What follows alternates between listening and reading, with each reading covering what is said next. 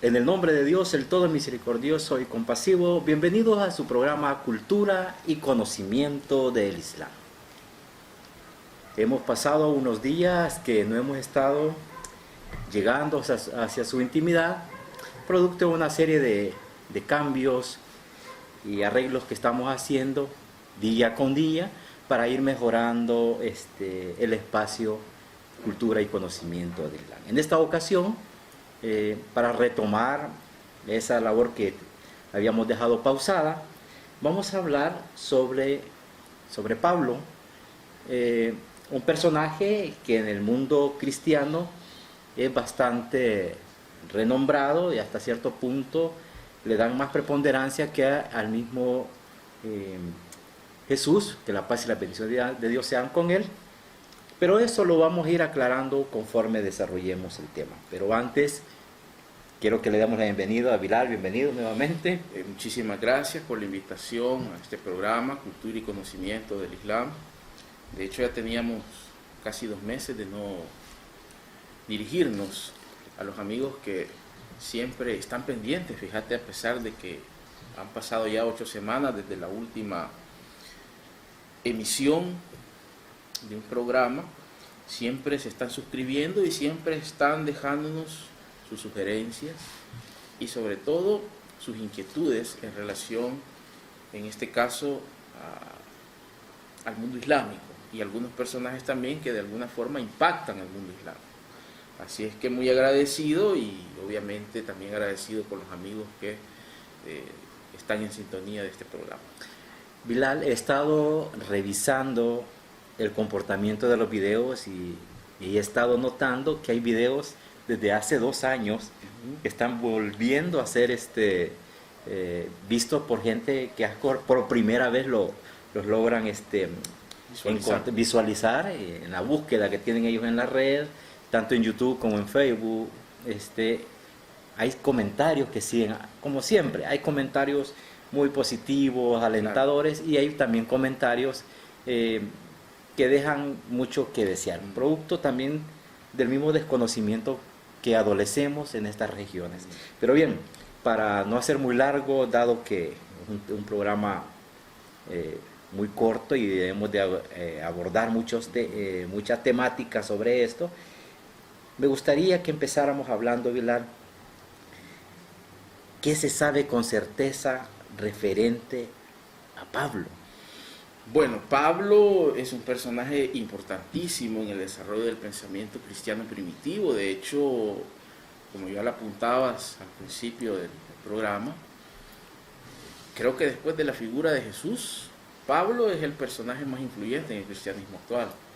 Ni siquiera los apóstoles elegidos por el mismísimo Jesús, ni siquiera la Santísima Virgen María y otros personajes muy importantes están a la altura de Pablo en cuanto a la influencia que tienen en el panorama teológico cristiano actual. De hecho, se puede afirmar que el 99% de las iglesias cristianas son de teología paulina. ¿Eso qué quiere decir? Que se rigen por aquellos fundamentos doctrinales que se encuentran principalmente en las llamadas cartas paulinas.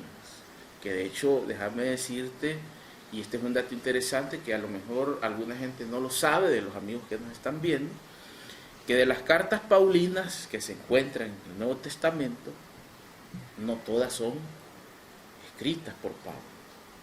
Algunas son cartas llamadas pseudoepigráficas, es decir, firmadas a nombre de, pero escritas por una persona distinta. Hay un ejemplo claro de eso, es por ejemplo la carta a los hebreos. Esa es una carta que todos los investigadores de Pablo y del cristianismo están en total acuerdo que no es una carta escrita por Pablo.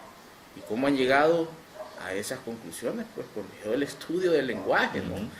Y de las características de cómo escribía Pablo, y la comparación, y los estudios filológicos, los estudios filosóficos, los estudios caligráficos, los estudios lingüísticos, determinan que solo la mitad de las cartas contenidas en el Nuevo Testamento pertenecen en realidad a Pablo de Tarso.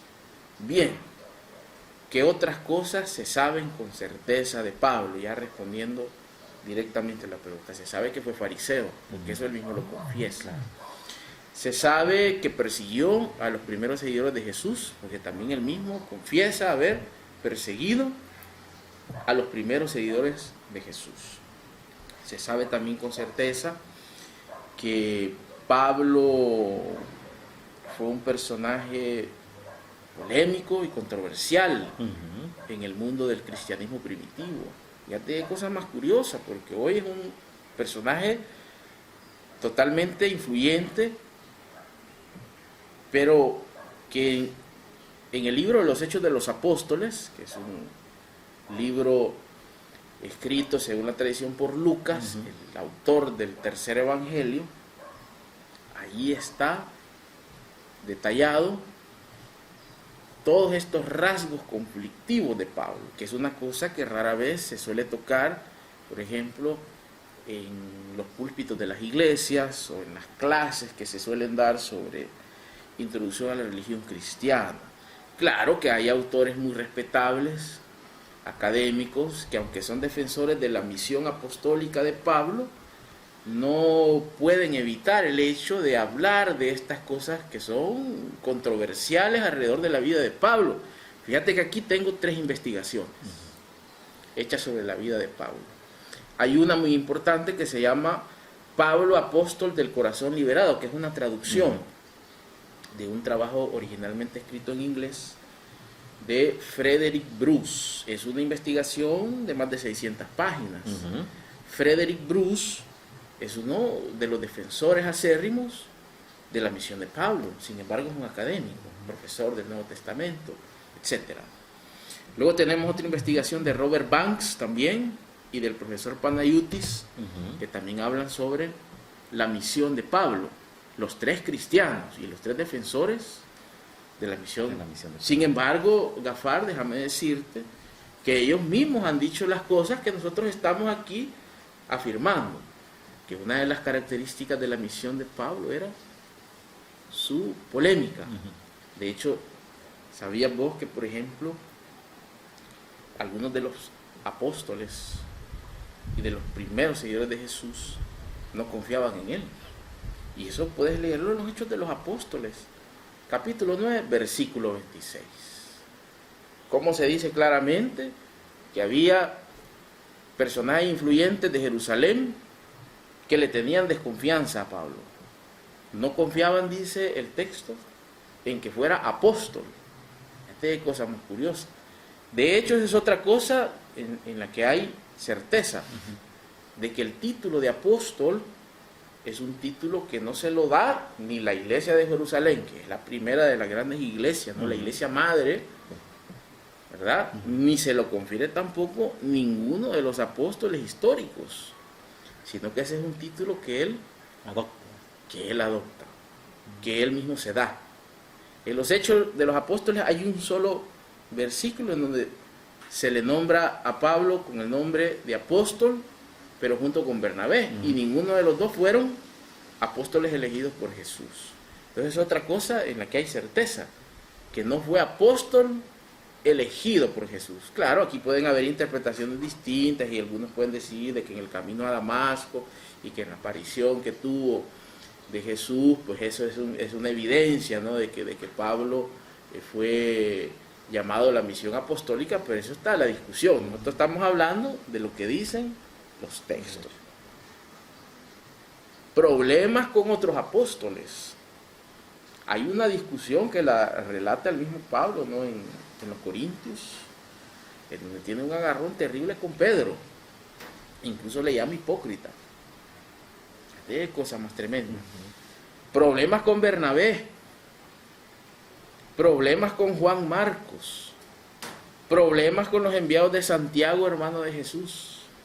Incluso en las cartas a los Gálatas y en algunas partes también de otras cartas que hay de Pablo a estos delegados de la iglesia de Jerusalén. Pablo, irónicamente, ¿no?, le llama superapóstoles o le llama falsos hermanos. porque estos delegados iban a verificar que realmente Pablo estuviera cumpliendo con el mensaje.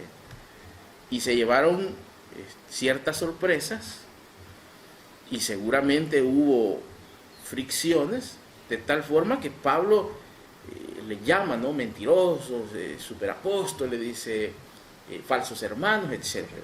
Fíjate qué cosa más tremenda. Para terminar, hay una cosa bien curiosa en los Hechos de los Apóstoles. En el capítulo 21, versículos del 21 al 26, en donde Pablo es sometido a una sutil humillación, fíjate, por parte de los líderes de la iglesia de Jerusalén. Y esto, aunque los defensores de Pablo traten de matizarlo, lo someten, según la narración de los Hechos de los Apóstoles, a un ritual. ¿Y sabes para qué lo someten a ese ritual? Para aplacar las críticas de otros de los personajes influyentes de la iglesia de Jerusalén, que no solamente tenían dudas de Pablo, sino que no confiaban en su misión, porque la acusación era que Pablo estaba llamando a los judíos a que abandonaran la ley. Entonces, en vista de todas esas críticas y en vista de todas las dudas que se habían generado alrededor de Pablo, Santiago, el líder de esta primera, digamos, comunidad de seguidores de Jesús, lo somete a ese ritual en el que, bueno, como lo han dicho algunos investigadores, incluso estos que son defensores de Pablo, es una sutil humillación, porque lo obligan a que se someta para aplacar las críticas de estos seguidores o pertenecientes, digamos, a la iglesia madre de Jerusalén. Es bien complicado en el sentido de que, como decíamos al principio, en nuestra región hay mucho desconocimiento en cuanto a la práctica y el desarrollo que tuvo todo el desenlace de Pablo, más sin embargo en nuestra región se convierte como en un ícono digno hasta de imitar, ¿verdad? Pero bien, esto trae a la cuenta también que vayámonos a la otra orilla, a la otra cara de la moneda, porque estamos viendo solo una arista, no vemos la otra. Claro. Ahora, ¿qué percepción tienen los musulmanes sobre Pablo? Pero para esto me gustaría, Bilal, no sé si tendrías algo antes de que yo continúe. Sí, antes de que continúes, una cosa, ya que has hablado de que bueno, las cosas siempre tienen que verse desde dos ángulos diferentes. Claro. Hay que darle crédito a Pablo de varias cosas, porque no todo lo que Pablo hizo, digamos, podemos catalogarlo nosotros de malo, malicioso, de malo. Pablo fue un hombre muy inteligente, un hombre que supo aprovechar a la perfección la tecnología de su tiempo, porque las redes sociales, ¿sabes cuáles eran las redes sociales más importantes en aquel tiempo? Las cartas. Exacto, los contactos. Pablo era un hombre estudiado, era un hombre que conocía lenguas. Eso le permitió también a él desenvolverse en lugares en donde la lengua que se hablaba era el griego. Sí. Fíjate, aparte de eso, Pablo también supo aprovechar muy bien una ventaja que tenía por sobre los demás, que Pablo era ciudadano romano. Y eso le permitía a él poder desplazarse libremente en todos aquellos lugares que estaban bajo el dominio de Roma. Y eso le permitió a Pablo poder llevar, digamos, la interpretación que él tenía de Jesús a varios lugares. Entonces hay que también destacar algunas cosas importantes que hizo Pablo, un excelente gestor, un excelente propagador de ideas, y que bueno, hay que decirlo con claridad, y esto, aunque moleste también a algunos de los hermanos que nos están viendo, Pablo triunfó. Correcto. Triunfó. Sí. Sobre Cualquier otra interpretación del cristianismo, la que predominó al final fue la escuela paulina. Como divulgador del cristianismo, digamos que como divulgador de su propia interpretación de Jesús, excelente, sí, un gran divulgador. Bueno, antes de que hicieras toda esta aclaración, habíamos planteado una pregunta, el hecho de la percepción que tienen los musulmanes sobre Pablo, pero como te interrumpí anteriormente, quiero que veamos 2 videos y sobre esto tú puedas vertir alguna opinión, estar de acuerdo o en desacuerdo, no sé, sobre lo que se muestra. Veamos estos videos. Lo peor que podría pasar al profeta Jesús es que un fariseo que está 100% en contra de Jesús hubiera tomado el mandato y había rechazado a todas las enseñanzas de Jesús. Y les recomiendo un artículo sobre lo que hizo Pablo, que se titula ¿Cómo Pablo alteró las enseñanzas de Jesús? Pablo versus el Injil, el Evangelio dado a Jesús. Jesús dijo en Mateo 5:17, no he venido a cambiar la ley. E incluso hace hincapié y dice, quien enseñe la ley y la Torá será tomado como grande en el reino de los cielos, pero quien no enseñe la ley será tomado como pequeño en el reino de los cielos. Pero en Romanos, en capítulo 3, del versículo 28, dice Pablo que el hombre es juzgado por fe sin las obras de la ley. O sea, él seguramente va a ser... Bueno, luego de haber visto estos 2 videos, Pilar, ¿qué opinión te merece lo que expresa tanto Chay Comi como el otro hermano?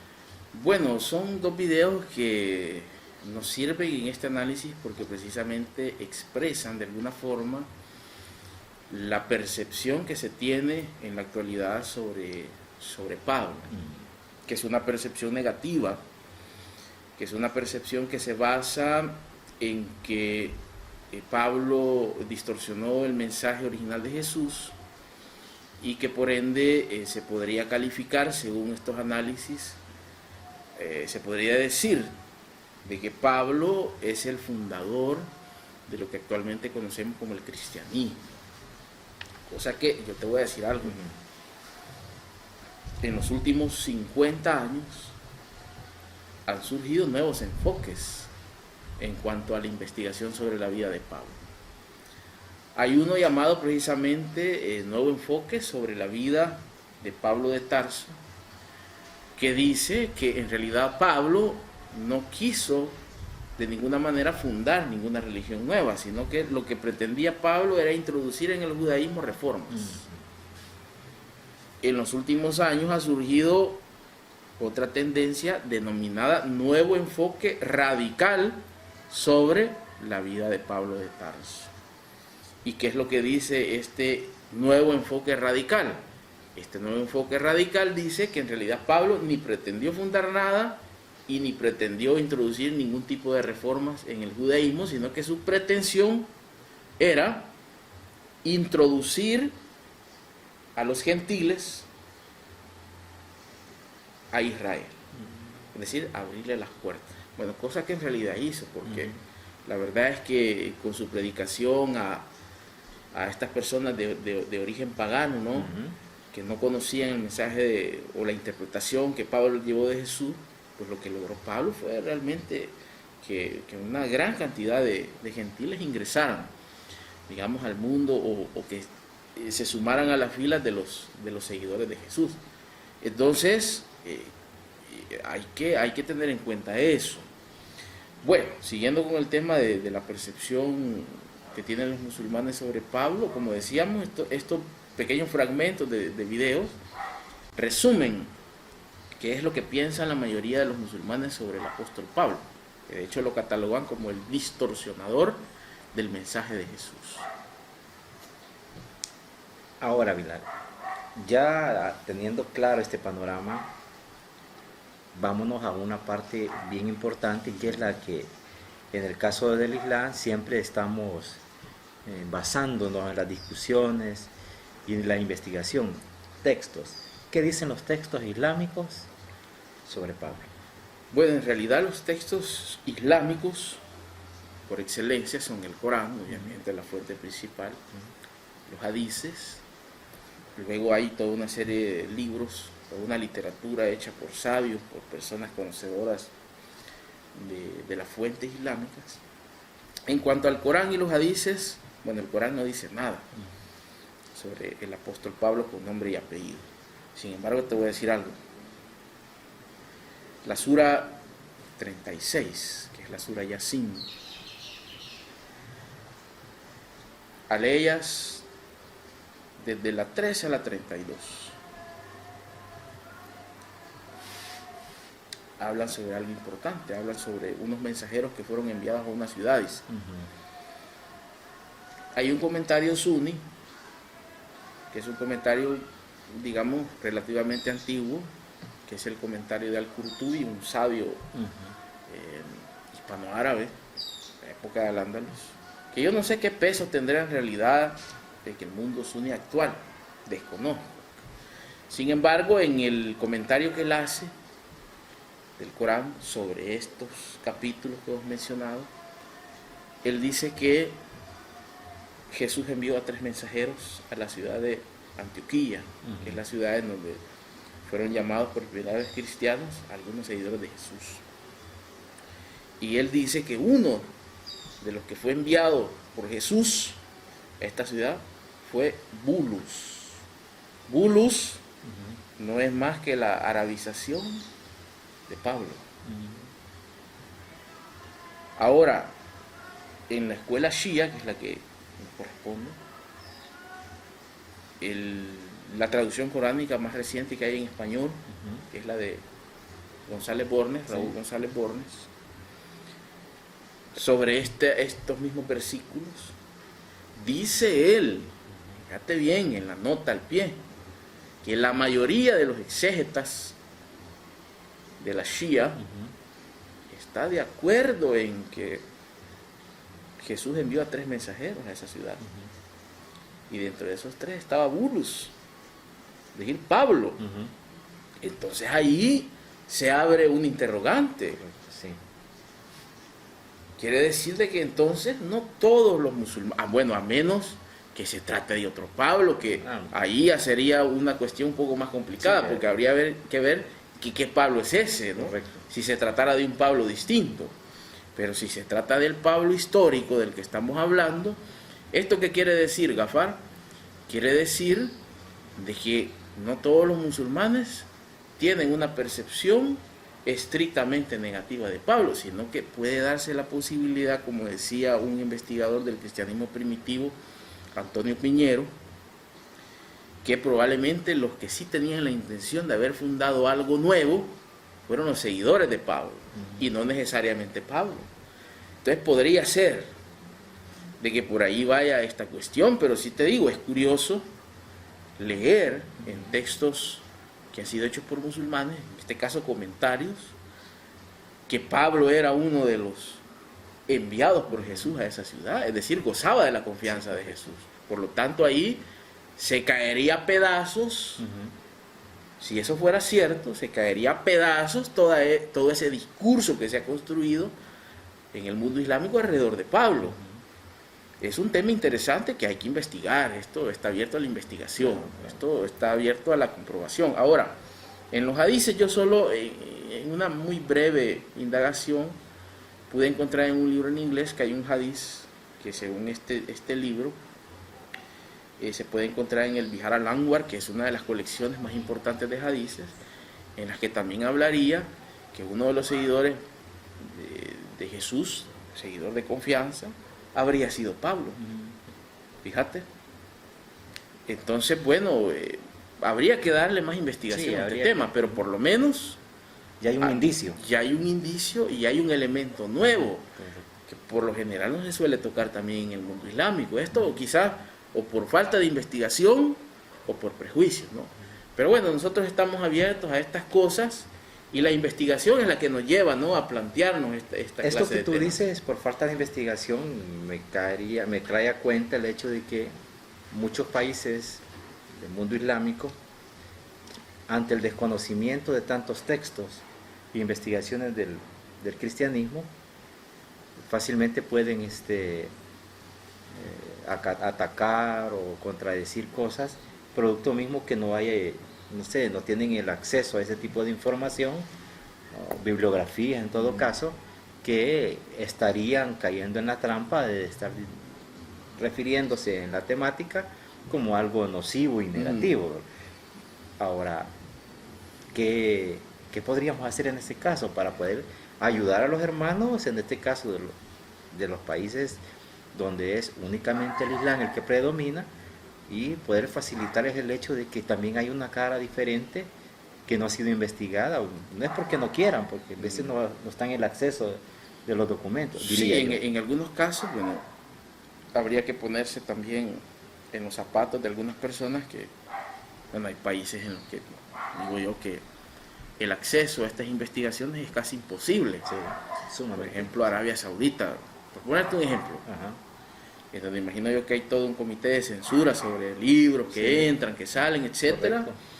Sobre el mismo internet, debe de ser muy complicado para las personas de ahí tener acceso, digamos, a esta literatura. Hay otros países en donde hay un poco más de libertad, en donde, digamos que haciendo una búsqueda podrían ellos llegar al conocimiento de estos textos. Pues a esos hermanos habría que motivarlos, ¿no? Para que ellos investiguen, sean intelectualmente independientes. Claro. Ahora, lo que nos interesa más a nosotros son los hermanos de habla hispana, Claro. de nuestras regiones, Que habiendo el acceso tampoco investigan. que habiendo el acceso, estando los libros, no tienen esa inclinación al estudio. Eso es algo grave, que tiene que ser solucionado. Yo haría un llamado a los líderes, a los dirigentes de las mezquitas, de los centros islámicos, a empezar a hacer campañas de motivación sobre la investigación de estos temas, a armar, por decirlo de alguna manera, bibliotecas competentes en las mezquitas, en los centros islámicos. ¿A qué me refiero con bibliotecas competentes? En una biblioteca de un centro islámico no necesariamente solo deben haber textos islámicos. Una biblioteca de un centro islámico que se digne de ser competitiva tiene que tener también libros que hablen sobre otros temas, investigaciones sobre otras cosas que directa o indirectamente tienen relación o impactan al mundo islámico. Correcto. Entonces también los líderes tienen una misión, tienen una responsabilidad. Entonces, hermano Abdul Ghaffar y hermanos que nos ven, el llamado es que seamos intelectualmente independientes, que como se dice por ahí, bueno, aquí en El Salvador tenemos un dicho popular, que yo no sé si es compartido en algunos otros países, pero dice que no hay que dejarse dar a tol con el dedo. ¿Eso qué quiere decir? Que no hay que creer ciegamente todo lo que se nos dice. Hay que pasarlo por el filtro de la razón y especialmente por la investigación. Bueno, ya para ir finalizando, Bilal, agradecerte infinitamente el haber despejado estas dudas que tenemos. Yo sé que hay más, el tiempo no es corto en el desarrollo de este programa, pero sí yo creo que podrían haber sugerencias, inquietudes que hayan nacido de este programa, que los hermanos y amigos puedan hacernos llegar las preguntas, sus comentarios y dudas para poder nosotros despejarles en su momento. Unas últimas palabras, Bilal. Un saludo para todos los hermanos y las personas que nos acompañan en este programa. Agradecido nuevamente de poder estar aquí después de 2 meses de ausencia. Creo que en unas condiciones un poco mejores, porque ya los ruidos que teníamos en la musala, o donde estaba ubicada la musala anteriormente, prácticamente se han aminorado mucho, ¿no? Porque de hecho, una cosa que tal vez no le comentamos a los amigos es que nos hemos trasladado. Correcto. A otra parte de la capital que es más calmada, ¿no? De hecho ya no estamos a orilla de calle. Correcto. Y eso también genera que estos programas tengan quizás una mejor calidad en cuanto al audio, por ejemplo, a la iluminación, y que no haya esas interferencias tan molestas, ¿no? del ruido ambiental que se generaba en aquel lugar. Así es que un saludo y espero que nos puedan seguir en los próximos programas. Bueno, como decía Bilal, a raíz de que hemos cambiado de domicilio, tenemos otras condiciones. Siempre vamos a escuchar en el fondo alguien que grita, pero eso es normal y creo que es aceptable.